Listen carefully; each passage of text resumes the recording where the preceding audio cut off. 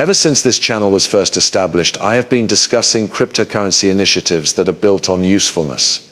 The reason behind this is that first and foremost, I have faith in the cryptocurrency industry's prospects for the long run. In the future, I think cryptocurrency will be much more significant than it is right now. As far as I can tell, we will reach a market cap of $10 trillion. We are going to reach a market cap of $100 trillion, in my opinion. However, the primary reason I discuss initiatives that are focused on usefulness is that everyone's attention is being directed onto the incorrect things in relation to cryptocurrency at the moment when the market is at its most volatile. From the year 2020 into the year 2021, the primary focus was on meme coins. In spite of the fact that 2024 was approaching, meme coins continued to be the primary emphasis. There are still a lot of individuals that are interested on meme currencies or initiatives that are hyped up, and this is still the case today. On a regular basis, we are presented with advertisements for Bitcoin, Ethereum, and other cryptocurrencies. It seems like every other day we hear about BlackRock talking about this, or we hear about this name talking about that, and the most of the time it revolves around Bitcoin and Ethereum. When it comes to cryptocurrency, almost every single discourse that takes place in mainstream media inevitably involves Bitcoin, and I am correct. The very first cryptocurrency initiative was Bitcoin. In point of fact, it is the largest cryptocurrency project. It is now one of the largest. I am aware of the topic that is being discussed in relation to it. However, I do believe that Bitcoin is one of the most significant diversions that divert attention away from the true worth. And it is where projects such as XRP, donde, and XLM, along with a few others, found their home. I have discussed them: XDC, Algorand, and Kwon, as well as all of these wonderful initiatives that are built on usefulness. Do you agree that this is the true value to me? This is due to the fact that these programs are addressing areas of concern. You may make use of these projects and these DTS for value movements in the real world, or you can even tap into them for particular use cases. Currently, institutional DeFi is beginning to materialize as a reality. Okay, that's all thanks to tokenization, which brings markets onto the blockchain. One excellent illustration of this is ONO. Throughout the game, ONO has been utterly dominating. But when we consider what is actually taking place in this location, we find that everyone is still focused on, or perhaps I should say that everyone is still focused on, but the majority of people are still focused on the wrong things. Taking into consideration tokenization in and of itself, it is apparent that tokenization is likely to continue to get more intense. It is 24.54 billion. Over the past 30 days, this has increased by 5.28%.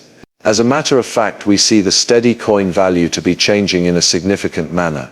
Since quite some time ago we have been discussing stable currencies. Nonetheless, tokenization is likely to continue to come under increasing pressure. To be more specific, we have just received a message from the SEC. Right, Paul Atkins, the head of the Securities and Exchange Commission, calls tokenization an innovation, and the commission is dedicated to pushing it. There is now a regulator, a regulatory agency itself, stating that we want to encourage tokenization. This is a significant development. In light of this, I would want to return to the situation in which Larry Fink expressed his desire for the Securities and Exchange Commission (SEC) to approve tokenization laws in its entirety, or at the very least tokenization rules, which I should note is not legislation. Aside from that, we also heard the exact same thing from Vladiv, who is the CEO of Robinhood. The Securities and Exchange Commission (SEC) is now totally committed to this tokenization right now. About $2 billion when we think about this. To put that into perspective, that is nothing in comparison to the direction that tokenization is heading, especially considering that the SEC is now interested in advancing this. Take a look at it. To put it simply, tokenization is an invention, and the Securities and Exchange Commission ought to be concentrating on how we can foster innovation in the market. As a result, I would say that the Securities and Exchange Commission (SEC) has been putting a stop to efforts to innovate in the market for a number of years now, since things have been uncertain. Not all of the regulations have been made explicit. The enforcement of regulations has been one of our methods. It is no longer the day. We are now my entire objective is to make things transparent, from the regulatory viewpoint, and to offer them a solid platform upon which to develop and to come up with new goods, and so that they know what they are doing. I am now my entire goal. I believe there are two things that you should think about, Andrew, and one of them is the tokenization of US equities, which is something that has the potential to deliver a significant amount of cost reductions for all parties involved. If you wanted to tokenize SpaceX, which is a private firm, and there is also access to private finance, I'm not suggesting that you should do it. I'm talking about the possibility of tokenizing SpaceX. I think you were mentioning, which is a complete individual investor access to private credit, which is also another sort of tricky area in that this is also, as you mentioned, it's not as much liquidity.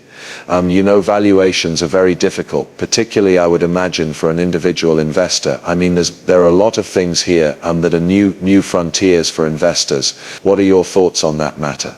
Okay, so to speak, I have two questions for you. Consequently, with regard to tokenization, there are additional improvements in the market that are aimed at simplifying the process of dealing and holding shares, and they also include speedy settlement. My predecessor advocated for what we now refer to as T+1, which is a settlement and clearance that takes place the day following the trading day.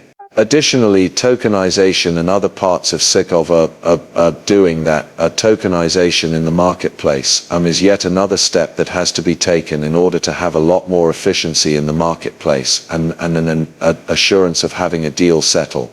That being said, when we take into consideration what is actually taking on in this location, you should realize that all of these financial markets will soon be on-chain. The process of tokenizing stocks is only likely to quicken even further in the future. In point of fact, this is being led by some of the most significant participants in the retail sector of the stock market, such as Robinhood, for instance. And even right now, if we truly look into tokenization and we narrow our focus to just the equities sector, we can see that there is only approximately $400 million associated with this at the moment. The fact that this is beginning to develop in a significant manner is something that we are clearly really enthused about growing. When it comes to stocks, Algorand is in a sense the most important network. When it comes to tokenized equities, Algorand alone is responsible for over $264 million in assets. Again, the amount is $392 million. There is nothing here. When you consider where tokenized equities are genuinely going, this is a drop in the bucket in comparison to where they belong. Following that, we consider cryptocurrencies that are steady. Alright, and once more, all of this is related to initiatives that are built on infrastructure. How come?